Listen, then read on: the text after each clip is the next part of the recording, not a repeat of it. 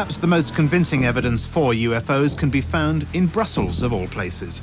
For a period of about 2 years, the whole country was affected by a wave of sightings.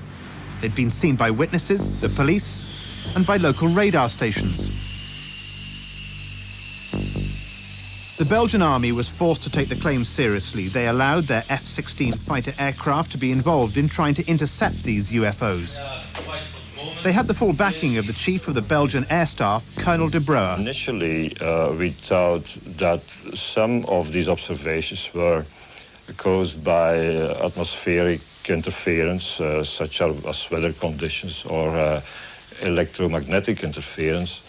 But later on, we found out that at certain moments, indeed, we could relate one visual observation with one observation on the radar.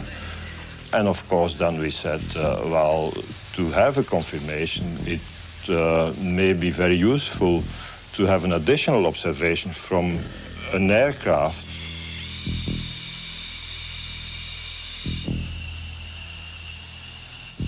The aircraft were deployed as part of a routine training program. Most times nothing was seen, except on one particular night.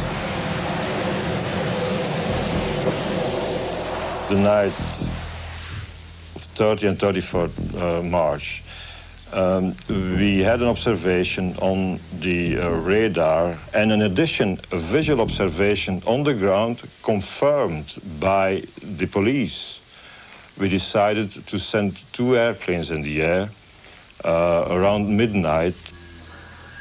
This video of the F-16's radar track of the object showed the performance of a vehicle of a totally unknown origin.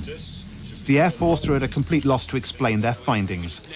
A press conference was called. What these pilots detected was well outside the normal flying envelope of an airplane. Sometimes they had what we call lock-ons, which gave a parameters varying from speeds between 150 knots till 990 knots. An acceleration which occurred in a few seconds. The Americans denied it was a secret spy plane, so could it have been the first official contact with an alien craft? These speeds would be impossible to tolerate for a human being. That's a first point.